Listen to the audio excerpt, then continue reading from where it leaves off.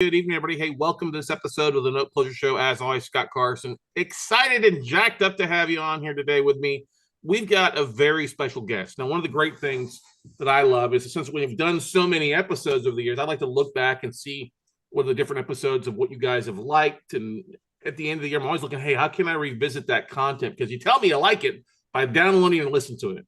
And you wanted to get more information about tax lien investing and that kind of stuff. And so I was like, I gotta have somebody on here. And lo and behold, just as I'm doing the numbers, what pops up? A tax lien investing expert that I reached out to, and I'm so excited to have her on today. Now, she is a rock star at what she does. She has got a big heart. You can just know that from talking with her and visiting with her for a few minutes and seeing how she does. She's got an amazing community. Who am I talking about? She's worked in the real estate industry for 20 years, getting experience in drafting contracts, negotiating short sales, which is a big passion of mine, and buying pre-foreclosure properties. She's just passionate about helping women create wealth through real estate. She's a single parent, for those of you out there, so she understands the need to provide for today's and the desire to leave a legacy for your kids. I'm talking about the rock star. She's the head of the Tax Lien Mastermind, Cynthia Spirlin, and we're so honored to have Cynthia on here today. What is going on, Cynthia? How are you doing today? I am doing great. It's a new day, it's a new year, and I'm ready for it. So thanks for having me on the show today. Hey, honored to have you on here. Definitely know our audience is going to eat this up for you out there. Now, you mentioned something when we were talking beforehand, how you like to plan like 3 months out, starting in like October, looking towards 2024. Yes. I'm the same way. I'm like, give me Okay. September, October, make the year a 15-month year versus just a 12-month so I can hit my goals. What are some of Sure. your, before we dive into your backstory, what are some of your big goals for the year? My big goal for this year is to get into notes. I have an idea to combine notes and tax liens. So going to take it up a little notch, rev it up a little bit and see what we can do with that. Well, awesome. You're in the right spot here, but they do work so well hand in hand because I get a lot of folks when I'm out, people ask me what I do. I say, well, I'm a note investor. I buy distressed debt. Oh, you like tax liens? Well, yes, but a little bit differently. So for Yeah. those out there, can you kind of, let's just take it down to a fourth grade level. Can you explain what tax lien investing is and how it's a little bit different Oh, from your buying the property and stuff? sure. Yeah, even though I had been investing for many years, I hadn't explored tax liens at all. But after the crash in 2010, I said, how can I invest more safely? And that led to me discovering tax liens. And in fact, banks invest heavily in tax liens. And so for a pre-foreclosure investor, I was always following the banks. And now it's like, okay, let's be like the bank instead of, doing it the other way. So simply, a tax lien is where someone, a homeowner, a property owner, because it could be land, so it doesn't necessarily not really a homeowner, but a property owner fails to pay their taxes. And so at their period of time, they contact them over and over again and say, hey, hello, is anyone there? You need to pay your taxes because they need the tax money to run the county, to pay for the firemen, the policemen, the library, all those things. It comes from the taxes, the school district. So when they don't do it, then by law, they're able to sell that paper, that debt. And so it becomes a lien on the property, and the lien exists the whole time. The county, the state, within the jurisdiction, the boundaries of the state, they own the property first. And so they're just allowing us the property to build a home there and use it in a certain way as prescribed by the county. So at that point, the law says that they can sell your home. And so they give you adequate notice, and then they put it up on a list, and investors, they count on them to come and buy the tax liens for a high interest rate. So that's the exchange. Sometimes it could be 12%, 16%, 18%, 25%.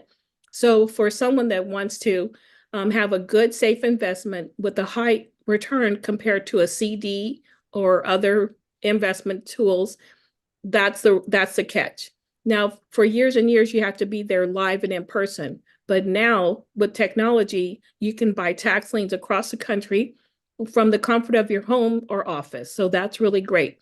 Now, some states have what's called a redemption period. So they give the homeowner the opportunity to get their house in order and pay that debt.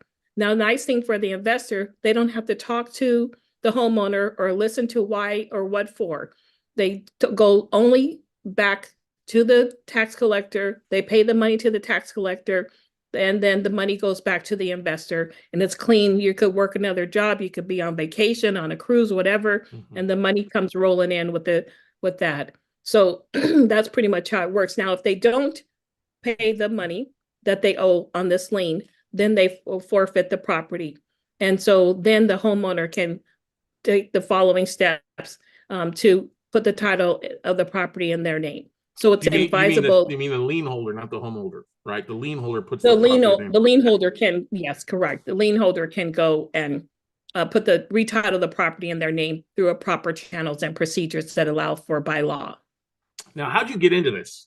I mean, it's not the most, it's not the same thing as like, oh, hey, you're not seeing a lot of people on TV, for $5, I bought this house, or, the Carlton Sheets of the days, or all the other stuff out there, or the Flip This House, the fictional TV shows that we see on HG. How'd you get into being a tax lien investor? Well, it was a long road to becoming a tax lien investor. It started 100 years ago, actually. It seems like it's been a long time, but I love what I do, but it has been a long road. When I was a kid, my parents got some property, and they were both hardworking with their own businesses. My mom was a daycare provider, and my dad was a barber, and they were just making ends meet. But then they fell into the opportunity of a lifetime, and they acquired some property on a creative arrangement. It was seller financed, and so my dad pulled money out of a cash value from insurance policy, got the property, and then I saw 3 storefronts and a single family home turned into a cash machine, just printing money every month, month after month. So I said, Dad, why don't you do this again? And he said, oh, no, I don't like being a landlord. I'm like, are you joking? You're going to keep being not liking landlording to keeping you from making like some more money, 3 more doors. You know what I'm saying? 4 more doors. So I said, when I grow up, I'm going to do it at least 10 times. I'm going to buy at least 10 properties. So long story short, time passed, and I didn't do it. I saw those infomercials, and I would go to seminars on the weekends, and I would go back and tell my friends, did you know you can do X, Y, and Z with real estate? They're like, oh, that's not for real.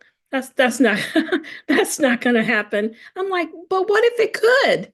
So anyway, years later, I accidentally bumped into, while networking at a real estate conference, this guy, he said, it's easy. Why are you going to work every day? You should be doing this business. You're so passionate about it, because I talked about it, but I never took action on it. Like a lot of people, right, Scott? Right. So, so he kind of tricked me into it. I came home, and there was a message on my machine, and there was another one, and they were saying, hi, my name is so-and-so, and I have X thousands of dollars, and I'm looking in this zip code, so please call me if you find a house, because I've got cash but really bad credit. And I thought, well, this is weird. So I mentioned to him, I said, hey, I'm getting these phone calls and messages. What? Isn't that weird? He goes, oh no, sorry, I forgot to tell you.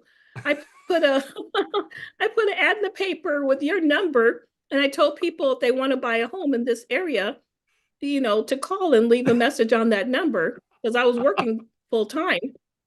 And then he had an ad that said, if you want to sell your property, call me. I'm a buyer. And then at night, I worked full time, picked my daughter from preschool, and then we go out from 6 to 9 every night, Monday through Friday, looking for a foreclosure to buy. Well, we found one, and with that system, within 30 days, we had acquired a property and flipped it for $50,000. Our expense was $10,000. He took 20 and I took 20. And I never looked back. I became a full-time real estate investor. That's awesome. I love that story. The unknown phone call. Oh, hey, I just happened to forget to... But that's such an awesome... Who does that? I know, exactly. Who does that? But that's such an awesome story out there. Now, you went to law school too, right? You became an attorney and were working for the government too, I think you mentioned too. Yeah. So my parents were self-employed, and they thought it was a terrible lot in life that they had been dealt to make all this money on their own terms. They were forced into it. But they said, for you, you go to school and get a good education. So I went to USC, and after I graduated, so I worked in the family business when I was growing up as a kid because my mom had the daycare. And so then I graduated, I got my first job working for the Department of Defense. And I loved it, loved it, loved it. It was contracts, and we're talking to people. I learned a lot about business because the government would order all kinds of things, windshield wipers, ball bearings, backpacks, TVs, all kinds of stuff. And I would go and talk to the manufacturers and ask them, were they going to be on schedule? And if not, I would amend the contract and that type of thing. So it was a great job. But I left. I said, well, listen to my boss. I said, I'm going to be leaving because I'm going to law school. And he said, no one leaves the government. What do you mean you're going to go to college? And I said, no, this isn't for me. I'm going to law school. I had decided when I was 13 to be a lawyer. Well, not to practice law. I was interested in politics. I wanted to be a senator for the state of California. That was my big dream. But after attending law school, I loved law school, absolutely loved it. I got the highest grade in contract law out of 500 students. I clerked for a Ninth Circuit Court Judge, Warren J. Ferguson. And it was just a great, great experience. I learned a lot. My friends to this day are from law school because it was studying all the time. I mean, it was a job, more than a job. I studied and studied and studied. So how did that prepare you for being a real estate investor? Most people would think, oh, I get it. It's good to have an attorney to look at contract stuff like that. But I'm sure there's other things that has really helped you with what you're doing now, huh? Well, I think it gave me a filter, a way to look at, properties in a different way. Naturally, on a conservative side, I was always looking for how to mitigate loss. And so that's when I fell into the short sales, because one of the processes that we would use in acquiring the pre-foreclosure property at that time, around 2000, when the dot-com burst happened, Right. the bubble burst, a lot of people had just bought homes, so they were still 90% loan to value. Right. And in the Carlton Sheets days, you would look for properties that had equity in them. And if they didn't have equity, you would walk away. So we had a lot of homes that we could work with because we were saying, yes, I know you only have 90% or 95%, or 5%, 10% equity in the property, not very much, but we'll still help you. So then we'd get the house under contract, contact the bank. And so I would talk to the bank every day, all day, saying, this is the property, we're interested in buying it, but we need to work something out to put some money back on the table.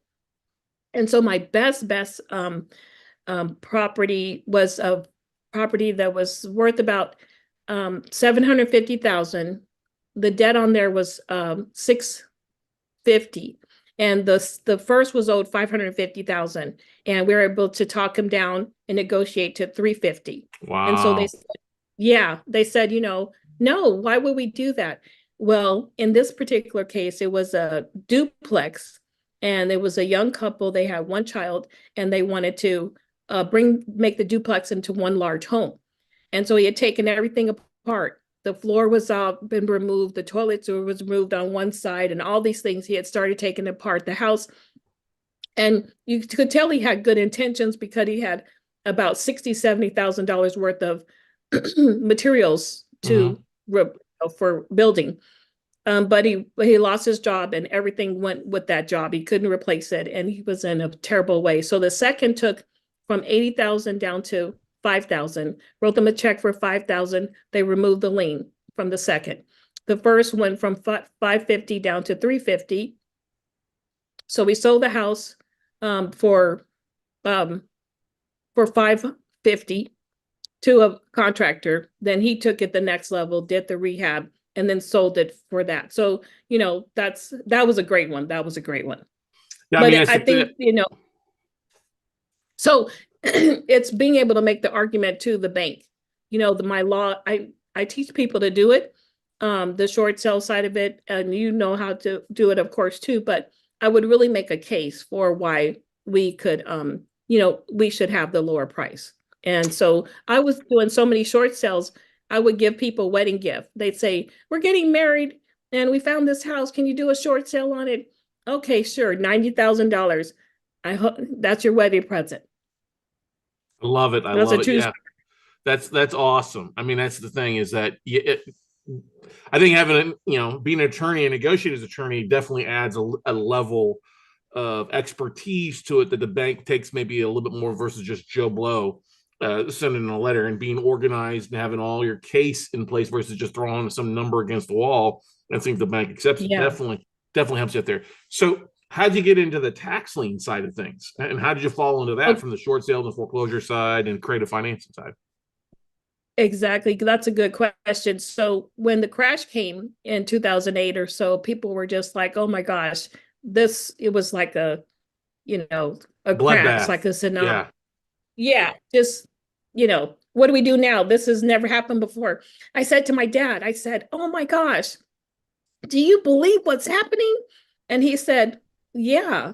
And I go, "What do you mean, yeah? I thought this money was just going to keep coming, keep coming." And he's go, "No, it's a cycle. It's a cycle. So no, it was foreseeable that this would happen."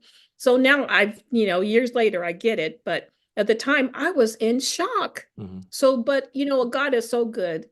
And so at the time, I turned that knowledge about short sales and I flipped it and I helped so many people. So I went to different law firms and I became a consultant. And I'd say, I'm sure a lot of you, like, even if it was a criminal lawyer, I don't care what kind of law you did, you had friends and family and clients that needed help with saving their home. Right. So I would go to law firms and then my name got out and I would teach their staff, the paralegals, how to use the HAMP program to help people save their homes. And it worked over and over and over again. And it was a huge blessing. Like I had a client once he had taken his house was paid for, but his partner became ill. So he took a loan out on the house for $100,000. He passed away and he was working, driving a limo in Las Vegas to pay back this loan. But then the market crashed and jobs weren't what they were before. So he Right. wasn't able to make the payment any longer. And the bank was sending him letters every day, like registered letters like every day, literally saying, "You owe us this money, you owe us this money." And he said, "Cynthia, can you help me? Can you help me?" And I said, "Don't worry, I promise, I promise." Because though it's very simple. And that was the other thing about the law background helping a lot. If you have the elements of this case to make your case, if you can do A, B, C, whatever they said you had to do, if you could do that, you can keep your home. And so I would tell people, yes, you qualify.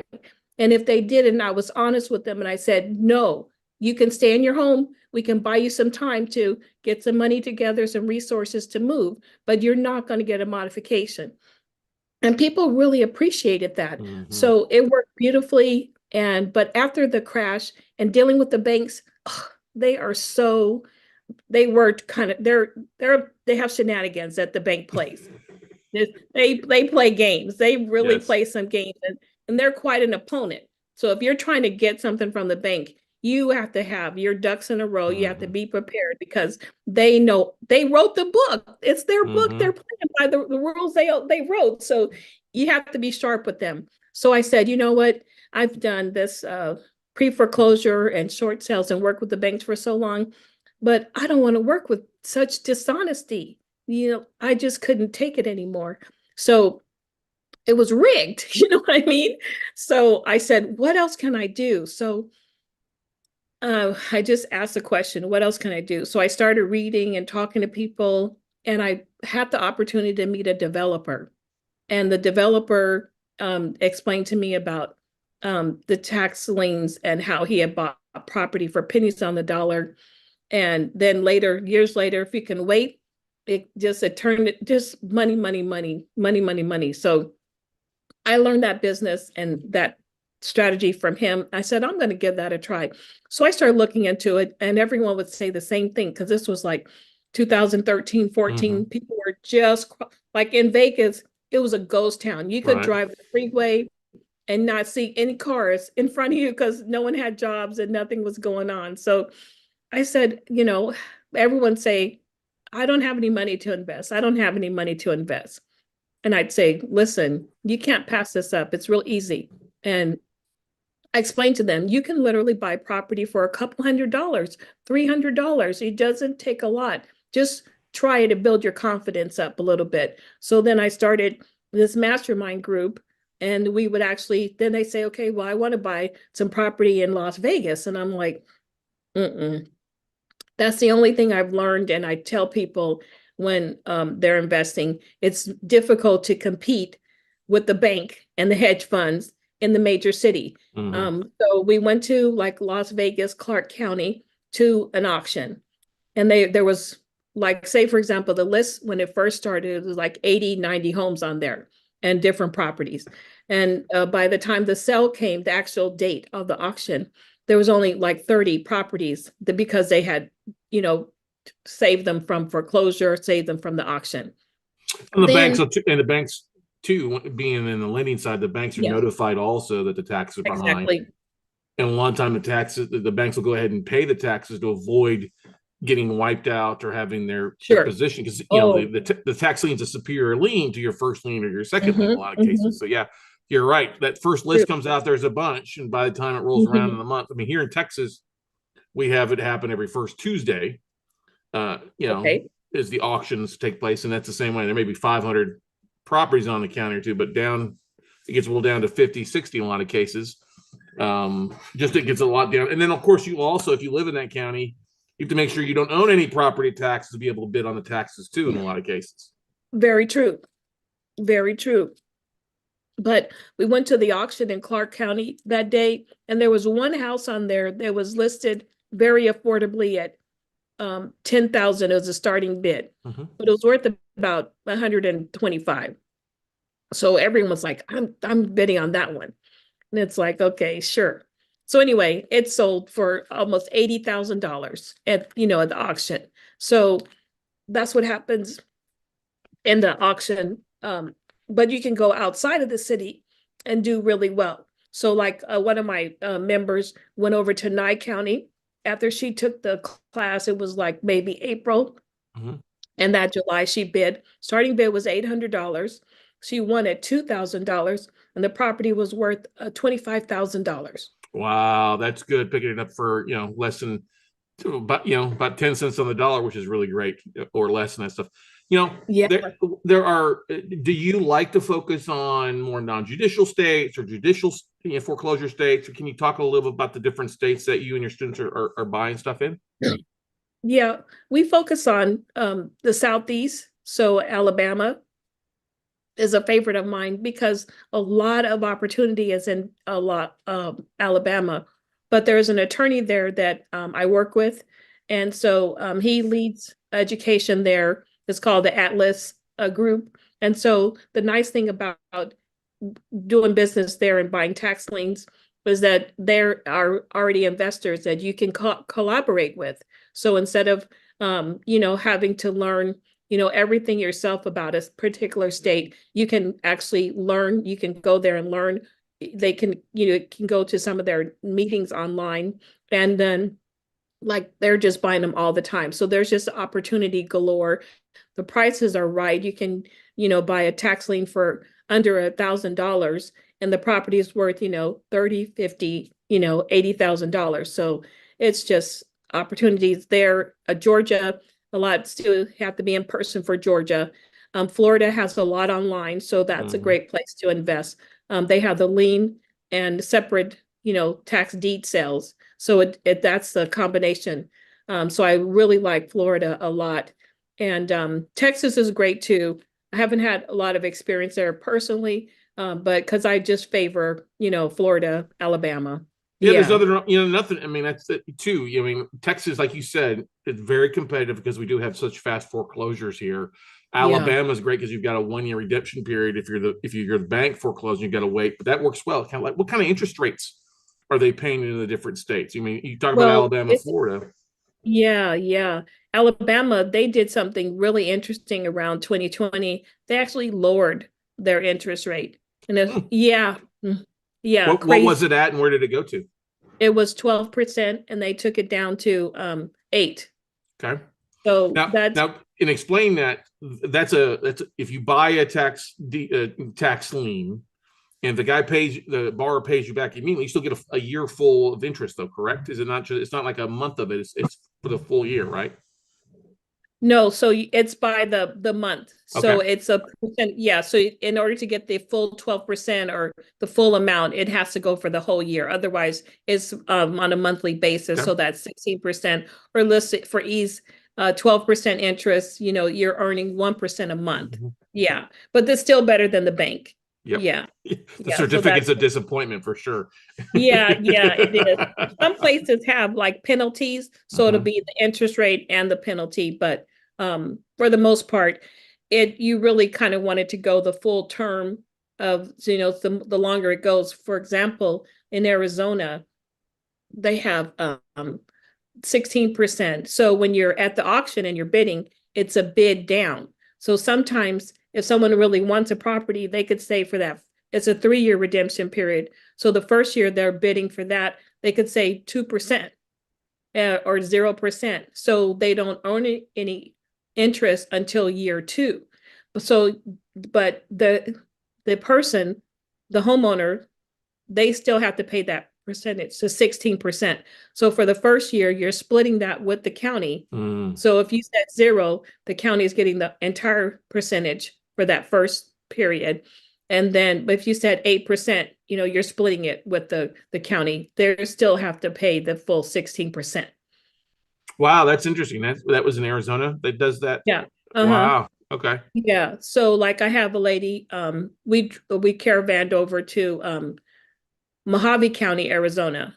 And she bought 3 tax liens for $350 a piece. And one of them was redeemed. The other 3 were not redeemed after the 3 years. Now, keep in mind, during that time period, while you are in that redemption period, if they don't pay their taxes, you have to pay the taxes during that time. So there are some costs that can, follow during that period of time, but they didn't redeem the property. So both of those properties, they were mobile home lots, Hmm. and they were worth $15,000 a piece. So that 350 times 2, $700, turned into $30,000. That's a pretty good deal, and that's the great thing about it is once you're buying this, you're going to get paid something usually, whether it's an Yes. interest rate or you end up taking the asset back. It's just a matter of finding deals, and it comes from just looking at a lot of stuff. Yeah. What would you say for somebody? I mean, a good starting point is researching the tax laws in their state. I mean, there's 50 states out there. What Yeah. would you recommend for folks to kind of identify as opportunities or places to look for stuff? What I find with the members is they're able to, by where they have a history or some experience. Like, for example, they lived in Florida, or they have relatives in a Louisiana or something. So they have a familiarity with the place and understand the values and what the people are like there. So that gives them a comfort level to invest where they've been or what they'd like to go. So some people invest in Florida because they'd like to go there and write it off on their Right, taxes. right. That's definitely true. Who doesn't like going down to the Sunshine State there and stuff like that? But you're Yeah. right. I mean, their foreclosures are all online, so you can literally just log in and see Yeah, what stuff's bidding at. realauction.com. Yep, Yeah, yep. yeah, exactly. So, and like realauction.com, they have, training. So you can call their 800 number, or go sign up on their website. And as a sale is approaching, they'll offer class on, how to use the platform to bid and things like that. Awesome. Tell me about your So, mastermind. So you were what? How did that start? How did that come around? How's that working? well, it started in a library. I talked to some people, and the first group, it was 6, and they said, yeah, it was a realtor, a nurse, the nurse's husband, just started like that. And so they're like, yeah, I really want to learn more about this because no one talks about it Right. more now than they did, several years ago. And so it wasn't enough just to understand it. So the mastermind really came about. So I would make it fun. I did really far out funky things with mine. I'm just like, because they're just like, what is this? So I'd say, let's do tax lien and tequila. And so tax lien, right? So this was before COVID.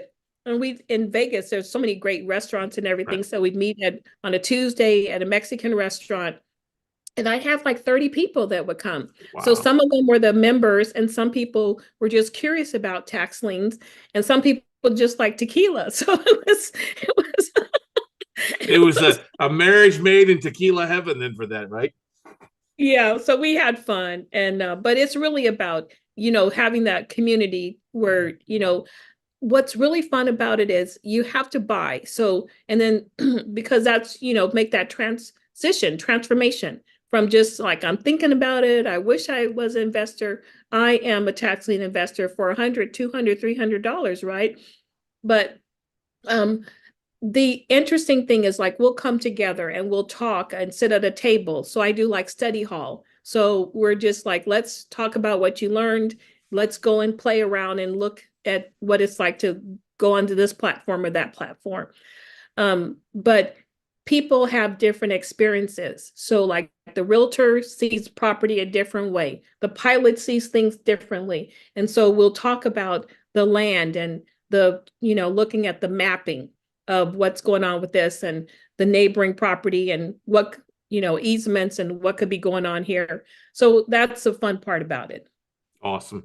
Are there any That's a, like, since you've got different people looking at different things, are there any like hard and fast rules you apply to? Like if it's in such a small ass town, don't buy it, or if it's on a piece of property you don't want to take back, don't buy it. Are there any like guidelines for your due diligence aspect oh, that you really tell people to stick by?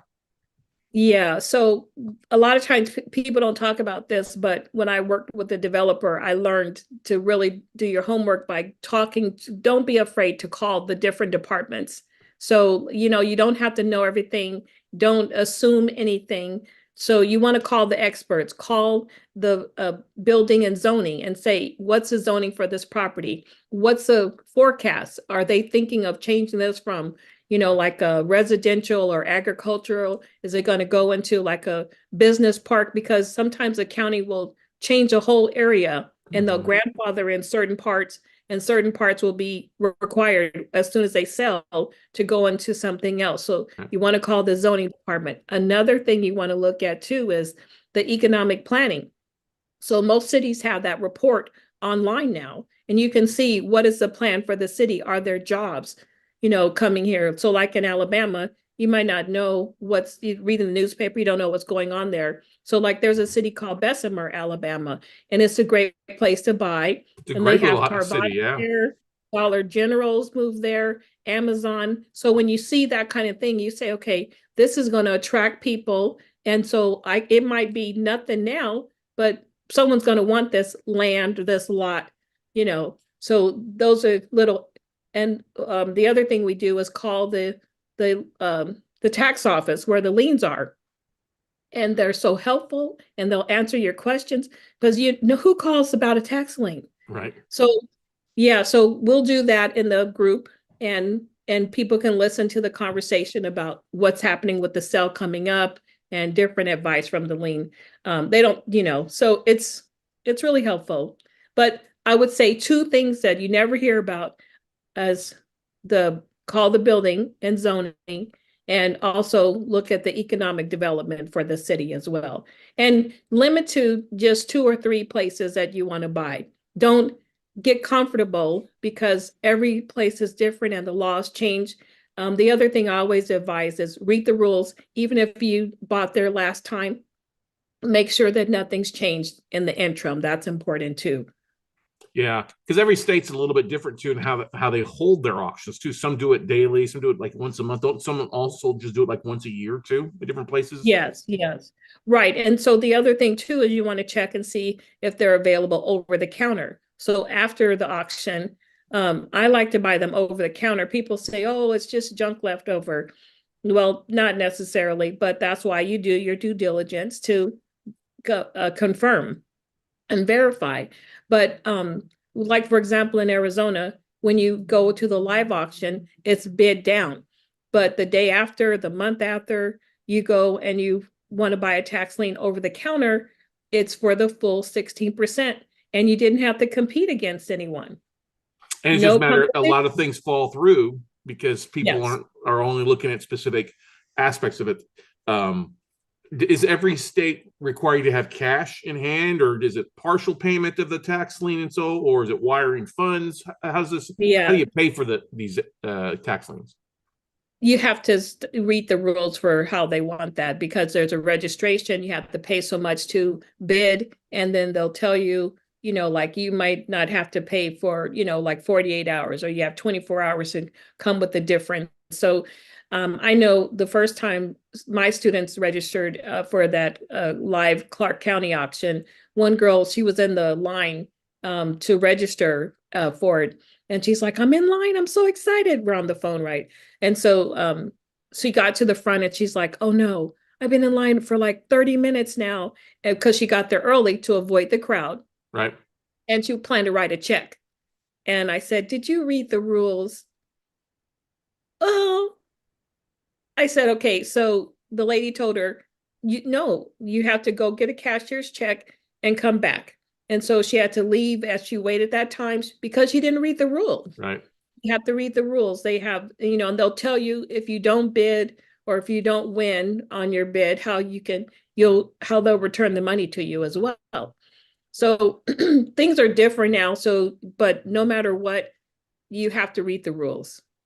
And that's why people, really kind of shy away from tax lien and tax deed investing, because they don't want to do all that reading. But right? that's everywhere. I don't know about you, but I think people have gotten so dang lazy. Just spoon feed me. What do I have to do? I had a guy call me the other day, want to talk about investing. Been a loan officer for like 20 years. And he's out of work. Mm-hmm. And I'm like, well, if you want to get into note investing, you got to do a little bit of marketing. You got to do this. Oh, that sounds like too much work. I'm like, what else are you going to do? I don't know, Right. but I don't want to do that. I don't want to spend any money. I'm like, well, then you're just going to sit there and keep Yeah. filing unemployment. But that's the thing, is there's so many of these little things like that out there where you can find amazing deals, great returns, not a huge amount of money, but you got to get outside your comfort zone. I know, You do. people think when they think real estate investing, they think you got to have $500,000 because you live in a $500,000 house. So you don't understand the facet that, like some of these counties, you only got to put up a little bit, and you've got a time frame to get the rest of the money, or you've got to have cashier's check. Here in Texas, you got to show up with cashier's check for the whole thing immediately. Yeah, they don't play. They don't play around here. Yeah. But you're so right. That tip of over the counter of stuff that didn't sell, didn't get auctioned off, that the county had to take back. That's a phenomenal tip for folks to take a look at and see what's available to them. Right. So you just call the county and ask, do they offer liens after the sale?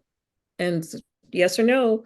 But if they do, then that gives you time to do your research. You can, and that other thing too, like you were saying, where do people, the comfort zone, some people, well, I don't want to buy outside of California. So it's like, okay, that's going to really slow down your ability to participate. Because I mean, if it's only $300, I mean, a lot of people waste $300 a month on something. Yeah, that's a dinner. That's a half decent dinner for a family of 4. Yep. We talked about that beforehand.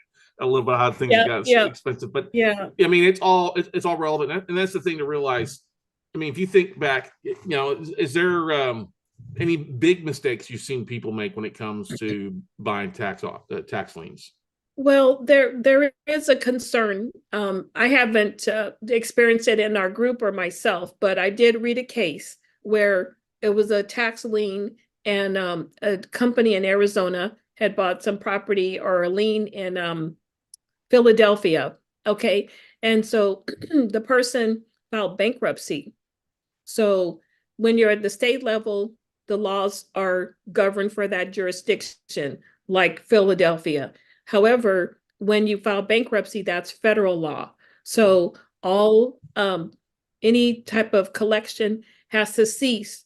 And at this, you just can't ask for money any longer. So the case was brought, and the petition by the investor asking the bankruptcy court to release the property, because they were expecting that if they didn't get their money, they were expecting to have control of the property. Right. And the judge said, no, you cannot have preferential treatment because there's other debtors as Right. well that are in line to receive money. And the only asset is the property. So if you take the property for yourself, that would be unfair to the others.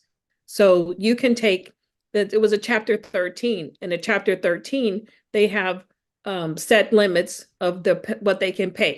So if they can afford $50, then you receive $50 a month for a period of time. And at whatever you get when that closes, that's all you get. So that was damaging.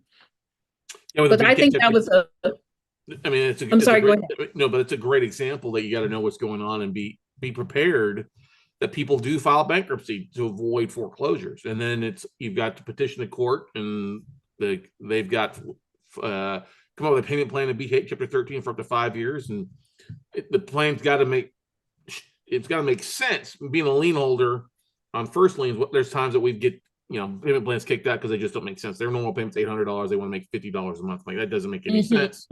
Yes. Let's work it outside there. But you're right about that. If the only ass is the property, you've got other lien holders. Yeah, you better be prepared just to collect a small amount on a monthly basis for 5 years until everything's worked out. But that's the thing, is all comes down to due diligence, knowing Yeah. what to look at. So with your due diligence documents, what are some of the things you're looking at? Obviously, besides value of the property, what's on it, are you pulling any type of title, lien search on Yes. the asset as well too?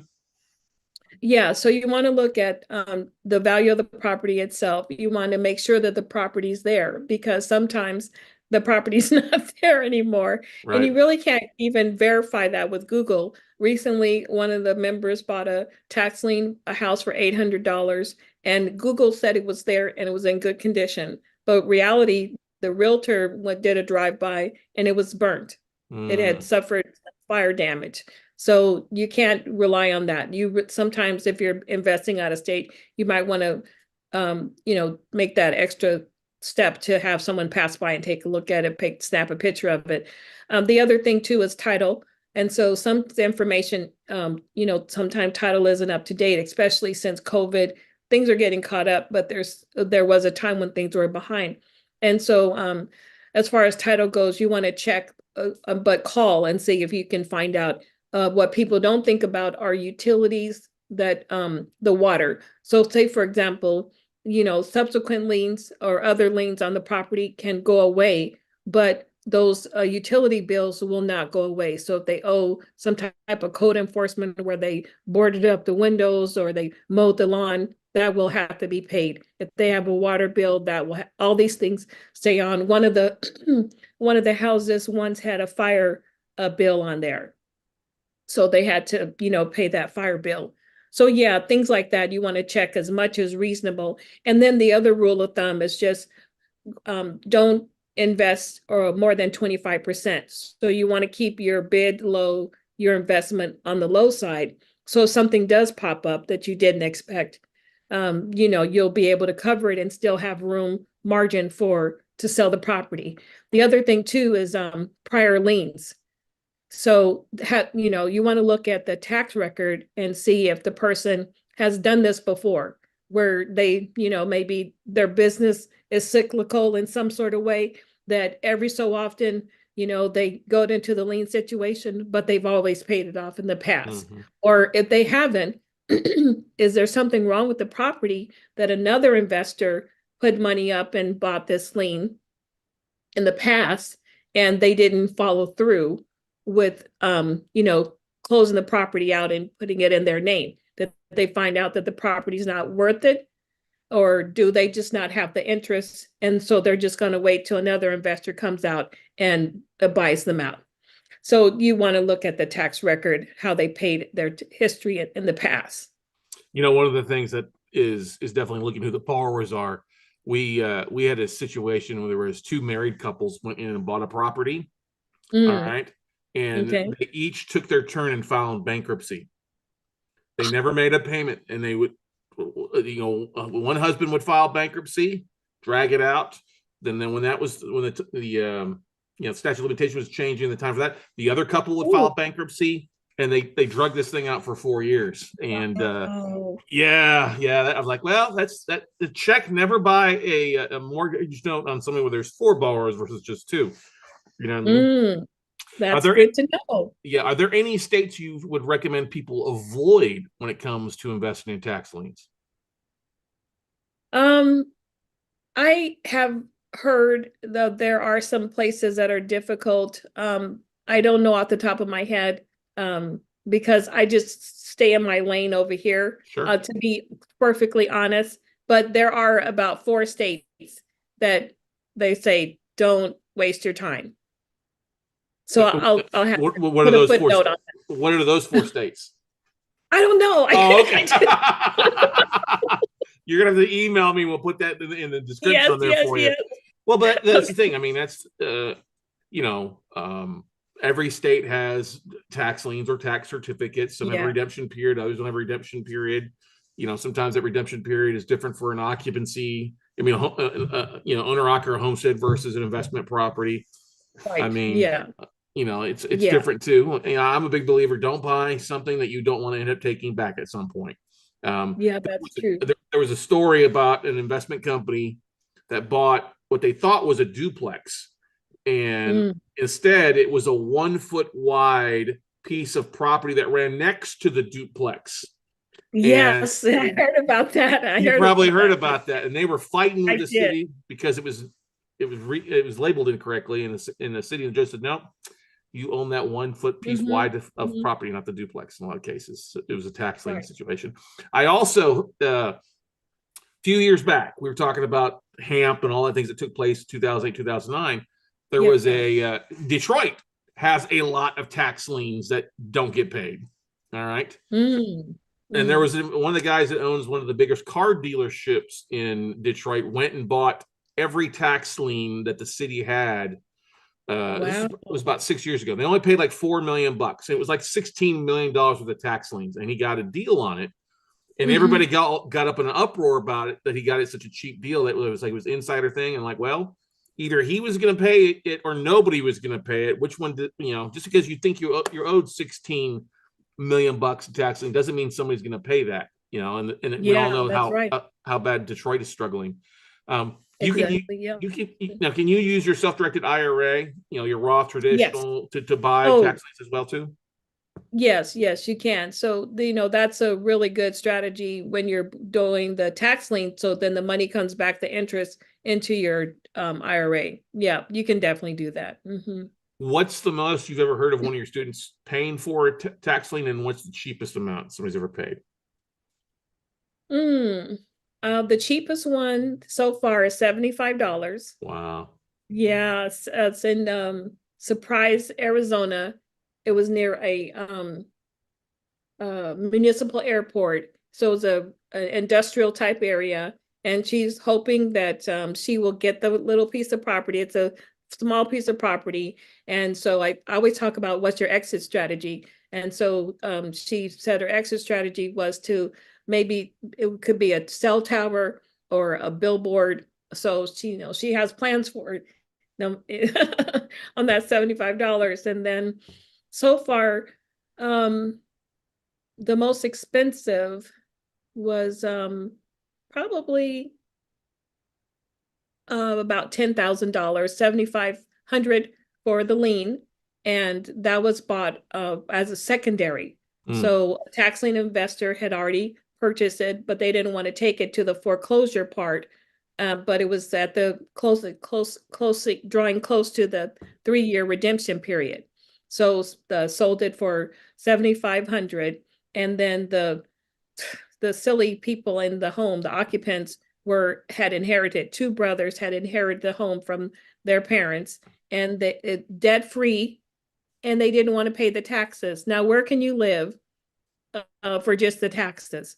So anyway, they wanted 2,500 to relocate. And so the house was immediately, there was nothing wrong with the house. It was cleaned out and rented within 30 days for wow. $1,000 a month. And so now she's decided to list the house for 102,000.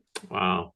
So, she's done really well with that. She got her, um, initial investment back already in the 24 months. Sure. Um, and then she contemplated whether it was space to add another unit, so it'd be like a duplex instead.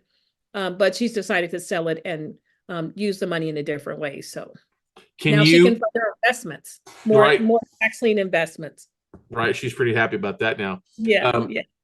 are you able to pay off the redemption rights, pay the borrowers to go away, pay off, to redeem, to release their redemption rights is what I'm asking? Yeah, so if they, because they can fight it and drag it out, so if you want things to, you don't want to have, legal problems and draw the situation out. So if in this case it made sense to go ahead and pay that. Mhm. Now there's some laws of whether you can approach a homeowner that is in this a situation. So some states have laws that prohibit you talking to the homeowner before the auction, so you want to be careful about that. But there have been, I actually was able to get a couple notes that were for people that wanted to avoid the auction. And so their house is free and clear, take a mortgage on there. And so that's a nice opportunity as well. So that those come up sometimes under the right circumstances without, breaking the law. Right, exactly. Working with them to keep them in their house and they start Mhm. paying off on the other. It's Yeah. definitely a good thing there for you. So this has been Mhm. absolutely awesome, Cynthia. We could talk all afternoon, but I know you've got Yeah. places to go and deals to make happen. What's the Right. best way for our listenership or folks watching this to connect with you to find out more information about what you're doing? And then you also teach classes on this still too, correct? Right, I do. So I have a page on Facebook, a group called Tax Lien Mastermind. So that's the best place to reach out to me. And then I have Instagram as well, Tax Liens with Cynthia. Awesome. We'll put those links in the description there for you. Cynthia, thank you so much for coming on the Note Closer Show, sharing some of these amazing stories. I learned multiple things on here today, which is always a good thing. I always love to learn. And it's good to know that there's still a lot of opportunities. Also good to meet a fellow person who's got a big heart and wants to help people succeed in today's world. Yeah, well, thanks for having me. I really enjoyed chatting with you, and I definitely want to share and let everyone know that they can be a real estate investor regardless of their credit history, their employment status, or how deep their pockets are. Amen to that. So listen to what Cynthia said, guys and gals out there. Go out, take some action, everybody, and we'll see you at the top.